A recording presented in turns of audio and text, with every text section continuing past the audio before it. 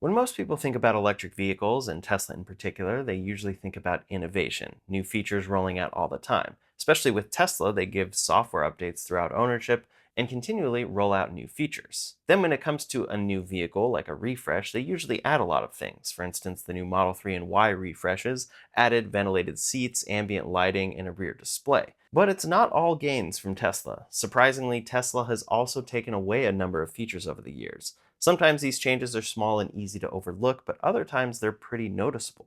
In some cases, there are solid reasons, like regulations or cost cutting, but in others, the removals just feel unnecessary or even frustrating. And usually we do know that in those cases, it is related to cost cutting. In any case, in this video, we're going to break down all of the features Tesla has removed from their cars over the years, both with software and hardware, and talk about which ones are worth missing and which ones, honestly, weren't a big loss. So let's get into it.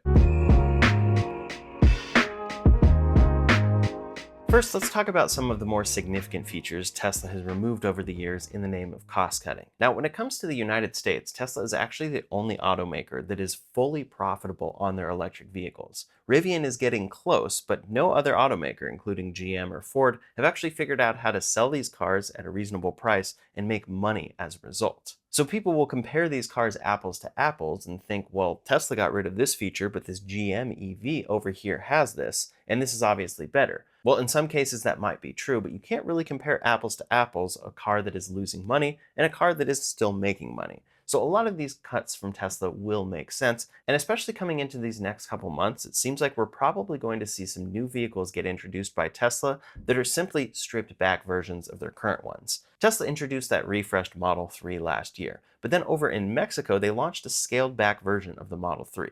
It's exclusively in the Mexican market right now, and it came with a number of notable omissions. This car had cloth seats instead of synthetic leather, no heated seats or heated steering wheel, a simplified white-only ambient light bar, and then no rear display.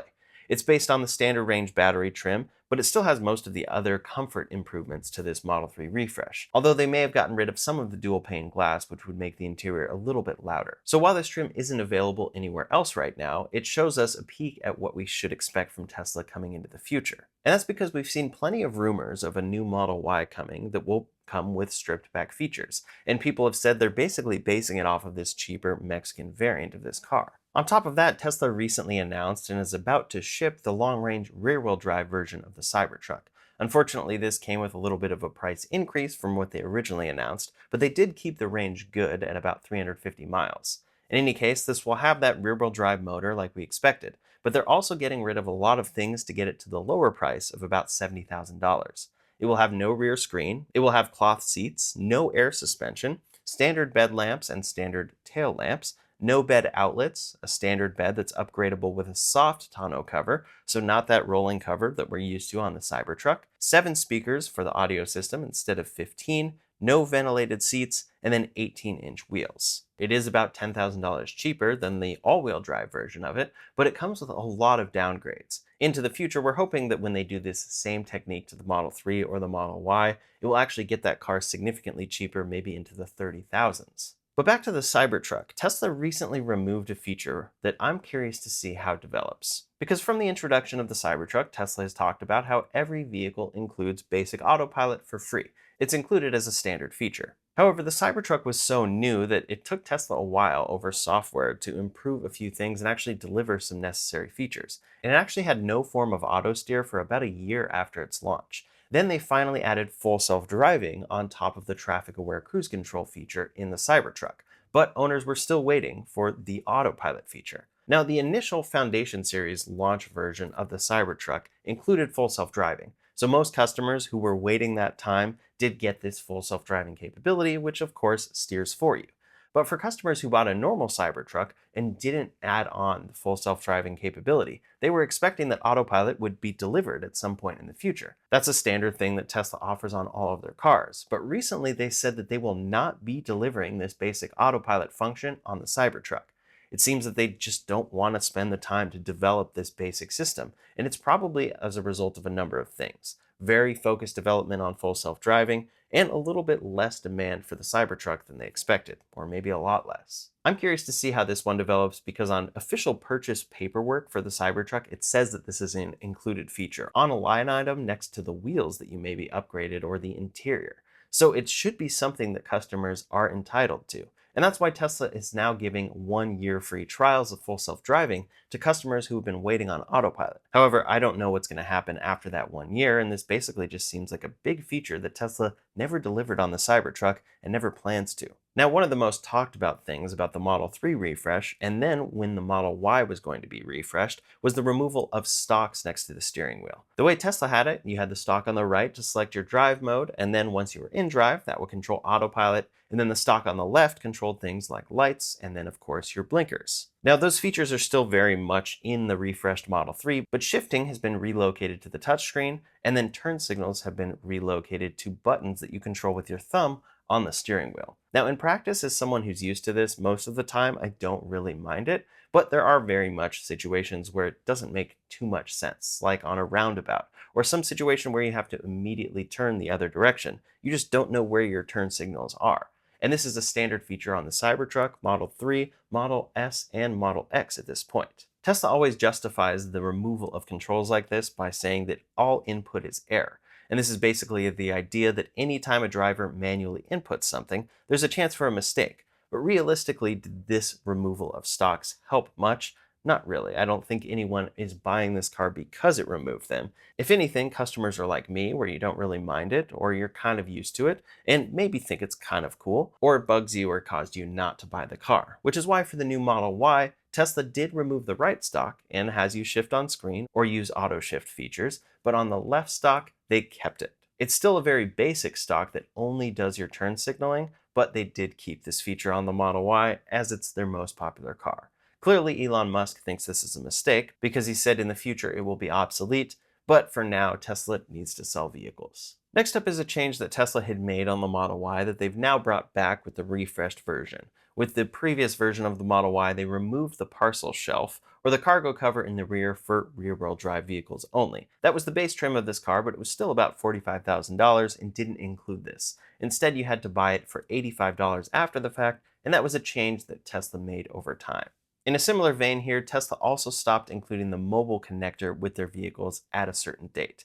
So think of it like buying a new iPhone and no longer getting the charging brick in the box. Tesla took a similar approach here because they think that people either already have the charger they need, maybe out charging publicly, or they're just going to use some sort of different solution anyway. So why waste the money putting this in their vehicles? Previously, every Tesla vehicle came with the mobile connector kit. This included a NEMA 1450 adapter for level 2 fast charging, as well as a standard outlet adapter. But then Tesla first removed the 1450 adapter, and then by 2022 they had removed the connector entirely. According to them, like I mentioned, usage was low for this charger, so they decided to just not include it and make it an option that you can configure when you're buying the car.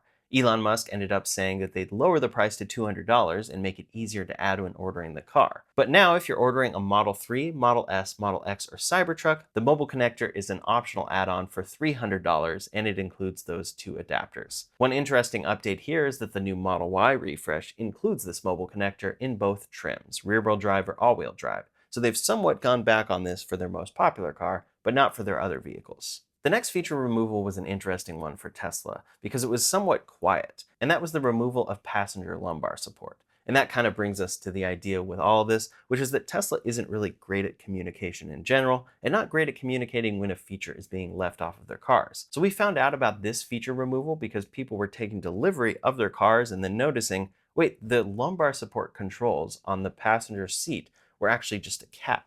And it's another one of those things where, yes, Tesla is profitable and they're actually making money on their cars, so we give them a little bit of grace when it comes to cost cutting and such, but it's still a $40,000 vehicle and they're getting rid of a pretty basic feature. Again, Tesla's explanation here was usage. Elon said that logs showed this feature was almost never used, so it didn't make sense to include it when trying to reduce cost and complexity. This was also at a time when supply chain costs and raw material costs were rising, so they went with a fixed lumbar support there. Now for the Cybertruck, at least so far, all trims of that car have included passenger lumbar support.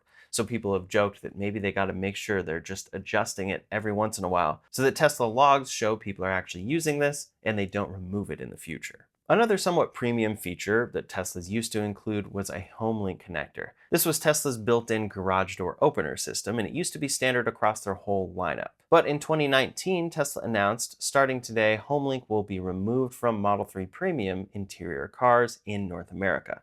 And then from that point on, HomeLink was no longer included in any Model 3s, and then never came to the Model Y as a standard option.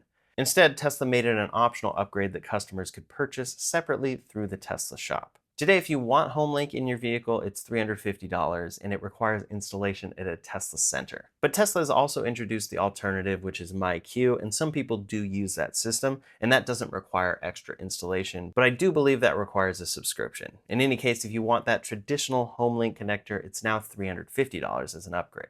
Now, one feature that's interesting that may be a thing to think, wow, Tesla's used to have that feature, is the removal of USB data ports. Previously, all of the USB ports that charge your devices in a Tesla vehicle could also be used for data. So you could in particular plug in gaming controllers into any of the ports in the car and play a game on screen. But for vehicles built roughly around November 1st, 2021 and on, Tesla did make a quiet change. But they said, quote, for some vehicles manufactured after approximately November 1st, 2021, the center console USB ports may only support charging devices. Use the USB port inside the glove box for all other functions.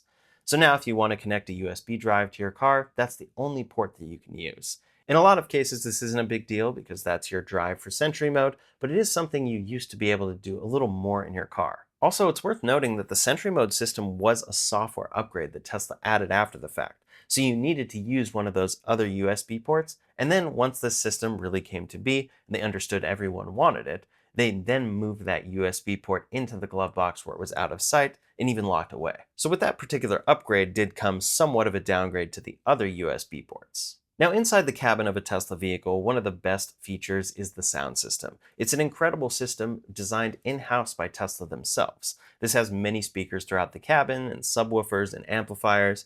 But then in 2021, Tesla announced that they removed one of the speakers in the premium interior package for the Model 3 and Y. That actually changed the speaker count from 14 to 13 in these cars, which definitely wasn't a huge drop, but still technically speaking, a downgrade. Now, this is one of those things where people who really know about audio will probably laugh, because simply the number of speakers doesn't actually define how good a system is by any means. But it's just worth noting, Tesla did remove a speaker. Now, with the Model 3 refresh, they brought this back up to 17 speakers, and I believe they did 15 in the new Model Y, and both of those systems are incredible. So this has been reversed, but it was a downgrade for a time, technically. Now, these speaker changes aren't the only time that Tesla has had to make adjustments that affect the entertainment experience in their cars. And in some cases, they've had to remove features entirely. One of these examples is the Boombox feature, which would let you play music outside of your car or custom sounds through your car's external speaker, basically turning your Tesla into a rolling Bluetooth speaker, so to speak, except that exterior speaker just isn't very good. In any case, this was a fun thing that you could do, and you could actually do it while driving around, but that changed in 2022 when NHTSA stepped in, raising concerns that Boombox could interfere with a critical safety function, the federally mandated pedestrian warning sound. Since EVs are so quiet, they have to have a warning sound when they are driving slowly or especially reversing. For gas vehicles, they don't have this requirement because they make enough noise as is. But because the Boombox system was using this exterior speaker, NHTSA argued that it really needed to be focused on this other feature. So Tesla had to reverse this. The feature is still very much there. You can use this exterior speaker, but it can't be used while you're in motion. So this removal was a regulatory requirement, but there are plenty of people out there who knew what this feature was like and experienced it for a time and then saw it removed with a software update. Now, another feature that was also removed as a result of NHTSA was in-car gaming. Up until the removal of this feature in 2023, passengers were able to play certain built-in games on the center screen while the car was in motion. It was a fun option for passengers, and you actually had to agree on screen that you were a passenger, and that was great for long drives and such, and it didn't take over the whole screen. You definitely still saw all your necessary features there. But NHTSA flagged this, of course, for the potential risk of drivers using this, because all you had to do was say, yes, I'm a passenger, and get right past it. On top of that, they also felt that this was distracting on the main screen, even if the passenger was playing it. So NHTSA didn't have a formal recall, but Tesla responded by voluntarily disabling in-motion access to the games. Now, if you want to play them, the car has to fully be in park. And then if, say, you're at a very long drive-through or something and you want to play a game, you do find yourself having to shift back into park, and then the game will resume. And then as soon as you want to drive again, you do have to close out that game in order to get back into drive. So again, Tesla had to remove this feature, but it wasn't their decision. When it comes to gaming though, Tesla has promised a lot over the years. These are the simple games that we see in Tesla vehicles across the board, and they've been there for years. But when the Cybertruck launched, many expected that Tesla was going to add Steam support so that people could play something like Cyberpunk on this car. But later it came to light that the Cybertruck didn't actually have a dedicated GPU and only came with 8 gigabytes of RAM, which made it incapable of running Steam. So instead of adding these high-performance gaming computer chips to Tesla vehicles like Tesla had done in the past, they continued just lowering that to more minimums that they needed to deliver, which limited the games that were offered. Many will remember the moment at the Plaid Model S launch event when Tesla showed someone playing Cyberpunk 2077 on screen of that Model S Plaid. They showed this as a feature they were going to deliver on this car, but then for the first run of Plaid Model S's, they only had this 8 gigabytes of RAM. So by the time Tesla, months later, actually enabled Steam support on the Model S, it was only available on, at that time, the latest vehicles with 16 gigabytes of RAM. So for a small window of time, the Model S and X were capable of Steam support and all of these AAA games. But it just seemed like something people weren't overall too interested in, because of course you have to do it in park. And now we haven't seen it on any future Tesla vehicles, even the Cybertruck. For myself, I had bought one of those early Plaid Model S's, so I was a little frustrated that this feature never came to be because it was something they showed off as coming to this car. But overall, it goes with this overall idea that you shouldn't be buying a piece of hardware for a future promised software feature, because as you can see, it might not get delivered, or it might be very different by the time it comes around. Now, on top of games, you can also stream media in a Tesla vehicle, and the availability of different entertainment apps has been based on time and various deals, but it also seems like business relationships have played a role here when it comes to things like Disney Plus. Disney Plus is one of several streaming apps available in Tesla's theater mode, and it's usable, of course, while parked, or while in motion for vehicles equipped with a rear screen. But in late 2023, shortly after Elon Musk's acquisition of Twitter, tensions between him and Disney escalated, and then as a result, it seemed that Tesla removed this Disney Plus app from their cars. That was definitely a big deal and a very frustrating thing for Tesla owners that this little dispute over there would actually affect their current vehicle. But for this Disney Plus app, it's actually something that they hid and didn't actually get rid of. You can still very much access this by navigating to disneyplus.com in your browser, and then that app will be added to your list of media sources in your Tesla vehicle. Still, I think this is kind of a weird, dumb thing for Tesla to do here, but technically this Disney Plus app is still available in these cars. Now, another recent change that Tesla made was for the basic streaming app in their cars. This used to be powered by Slacker, and included with Tesla's premium connectivity package, which was $99 a year, you would get this service bundled with it. Live One is now the new name for this service, and it's functioned as the default streaming app in Teslas, with many using this for years, and they didn't even have to link their own streaming accounts. But a few months ago, Tesla announced that they would be removing Live One as an included benefit of premium connectivity. Instead, if owners want to keep using it, they'll need to subscribe to Live One separately, though Tesla is offering it at a discounted rate. Reactions to this move were mixed, because for some owners, they've been using this for years, and this is a huge feature removal for them. They've been paying for premium connectivity and then getting this feature streaming through Slacker or now Live One. But for other people, they use all of the other services Tesla has to offer now, including Tidal, Apple Music, and Spotify, so it doesn't really affect them. I know that I'm in that situation. I have never once used this streaming app. So while this isn't a huge blow for everyone, it is another example of Tesla trimming back what used to be included with their vehicles. Maybe it makes sense, but it's still something being removed. Now, another major feature loss, one that's had a real impact for some owners, involves how Tesla handles the 12-volt sockets and the USB ports when the car is parked. One of the perks of owning a fully electric vehicle is that you have that giant battery that you can access. So you can charge things from your car or play music or do anything in the car without having to run it in any way, shape, or form. It's just using the battery, and it lasts a very, very long time when doing those things. So this would lead people to plug in things to the 12-volt outlet, like a cooler.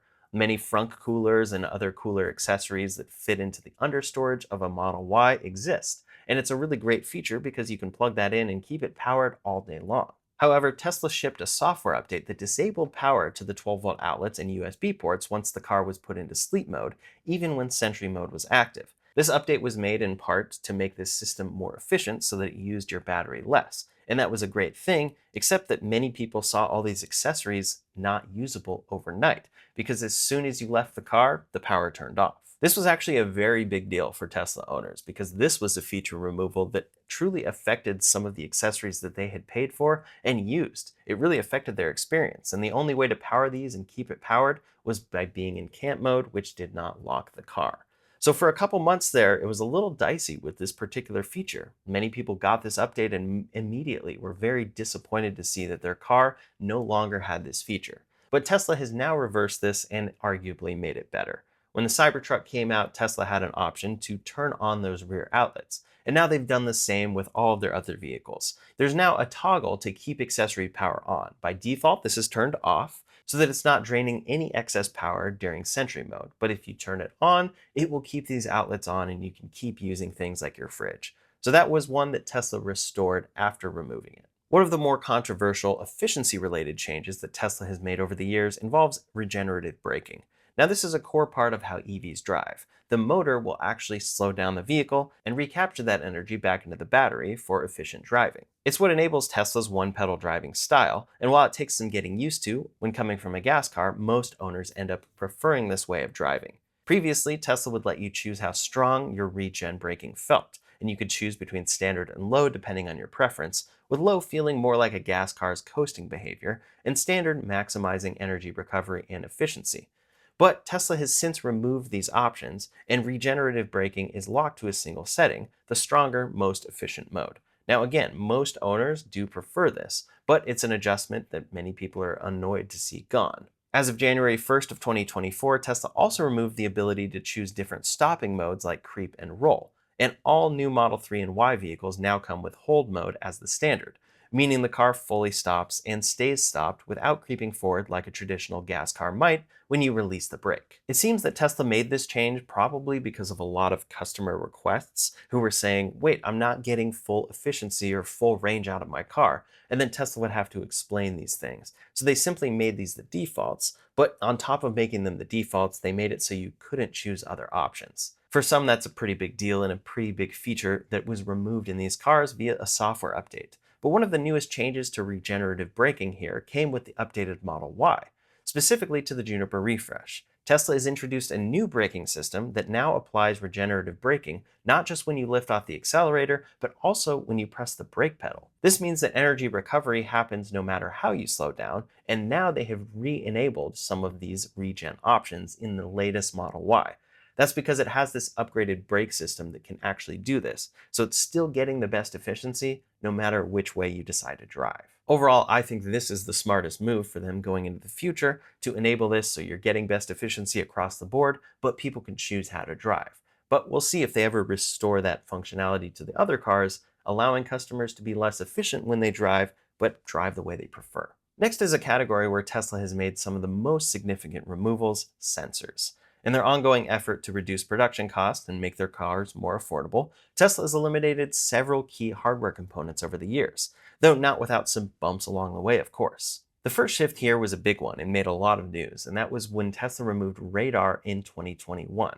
At the time, radar was considered essential for autopilot and self-driving features, but this marked the beginning of Tesla's pivot to what they called Tesla Vision, a system that relies entirely on cameras and the onboard FSD computer to handle safety and self-driving functions. Initially, when Tesla removed these sensors, it actually dropped functionality quite a bit, so that the latest delivered cars, the most up-to-date Tesla vehicles, actually weren't able to do things that a couple months ago their vehicles were able to do with radar sensors. For instance, it reduced the autopilot speed cap to 75 miles per hour, and you were required to use things like auto high beams. Then features like smart summon and emergency lane departure avoidance were also temporarily disabled. Over time, Tesla did restore these features, with autopilot's max speed eventually raising to 85 miles per hour, and smart summon finally coming about years later. But this still was a big deal, and it worried many as far as the safety of removing radar. Despite those concerns, though, Tesla Vision cars have maintained and in some cases improved safety ratings in both the US and Europe. They've even shown better performance in pedestrian emergency braking tests compared to radar-equipped vehicles. So overall, this was a feature that they removed in their cars, but they restored it eventually. I just wish they would have done it in a little more smooth of a manner to say, okay, we're removing radar sensors, but the functionality is here today. Instead, people were in this weird limbo where they were waiting on a software update for an essential feature. Now, one thing that hasn't been restored though is the top speed here. That was overall lowered to 85 miles per hour. Before May of 2021, Tesla's autopilot system was actually capable of a top speed of 90 miles per hour. Now it's 85, and this is something that people saw downgraded, so to speak, with software updates. Now, the times that anybody needs to use a lane keeping system at 90 miles per hour are pretty rare, but still, this is something that has been downgraded in these cars over time. But Tesla didn't stop there. In 2022, they removed ultrasonic sensors from their car in favor of using their camera system to determine distances. These are the sensors used all around a car to detect objects near it for parking, obstacle warnings, and proximity alerts. In place of USS, though, Tesla introduced a vision-based occupancy network powered by the same cameras used for full self-driving. And Tesla explained that this new system would eventually replicate and even exceed the capabilities of ultrasonic sensors. Today, they have this 3D visualizer that you can see on screen, and it does do a pretty good job, but it's still just not quite the same as the ultrasonic sensors. I'd still love to see a full real 360 camera view delivered from Tesla, but today they're just giving us this 3D visualization. Again, it does deliver a lot, and it's hard to argue when using their latest hardware vehicles with the latest versions of full self-driving that they're not delivering something pretty good without these sensors, but still Teslas used to come with them, and now they don't. Now, the one sensor I think pretty much across the board every Tesla owner would argue they'd be happy to have returned is the rain sensor. Rain sensing wipers have been common in cars since the early 2000s and typically work very well. They're also very cheap, costing around $1 per vehicle. Tesla used to use them, but eventually removed them in favor of a camera-based system powered by their deep rain neural network. The idea here is that AI and vision determine how much rain is on the windshield and how fast it's coming down in order to determine your wiper speed on cars like the Model 3 and Y, but now their entire lineup as well. But in practice, this feature has really been hit or miss, with some people noting that it's just a very bad auto wiper setting. And Tesla has gone full in with the auto wiper setting by moving wiper settings to the screen. So if you want to adjust your wipers, especially in the latest cars, you're going to have a wiper button on your steering wheel that you can engage if you want. But then to actually adjust settings, you can use the left scroll wheel, or you have to tap on screen to adjust it. So Tesla has gone that way because of auto wipers, but auto wipers don't actually work too great, which leads to owners having to engage with those less than ideal settings quite often on screen. Some owners at this point have even joked that Tesla is going to crack full self-driving before they actually crack deep rain on their neural network for auto wipers in their cars. As I've been saying throughout this video, some of these feature removals make sense or they make up for it, but for this one, it just seems like they could add that rain sensor and no one would be mad. Last up is a feature removal that was temporary but noticeable for a lot of owners: window controls in the Tesla app. Previously, the Tesla app allowed you to do a lot of things like vent the windows remotely or have them automatically roll up when the car is locked. They're simple features, but genuinely useful, especially in hot weather or when you want to quickly secure your car. However, due to updated NHTSA safety regulations, Tesla actually had to disable some of these features for a specific period of time. Tesla didn't really say much, but these options were just removed from the Tesla app, and people noticed them just suddenly being gone one day. The good news, though, is it didn't last long, and Tesla adjusted the features to meet the new requirements and then reintroduced them in a future software update. So while this, again, was technically a removal, it was short-lived and then ultimately resolved by Tesla with a future update. It's always interesting to see this back and forth with Tesla and the features they add or remove in future vehicles. Anytime a Tesla refresh comes along, we see the new features that they truly value come to their cars, and then we also see certain things get removed. Overall, Tesla has removed a lot of things from their cars over the years when it comes to hardware and software, and it's always interesting to see what they have to add back, like that left stalk, the turn signal stalk on the Model Y. They decided to add that back because customers just did not seem to like turn signal buttons enough. Tesla's software approach overall is great for owners, but can also create some frustrating experiences, like these features that get removed for a period of time but then eventually come back. On top of that, some of these features just never come back, and that can be frustrating for owners. But what are your thoughts overall? What do you think about these feature removals in Tesla vehicles? Are they acceptable? Are they made up for with future updates? Or are they unacceptable? Leave a comment below to let me know your thoughts. In the meantime, if you want to see the latest Tesla news, you can check out that video linked up here or in the description below. Thanks so much for watching, and I'll see you on the next one.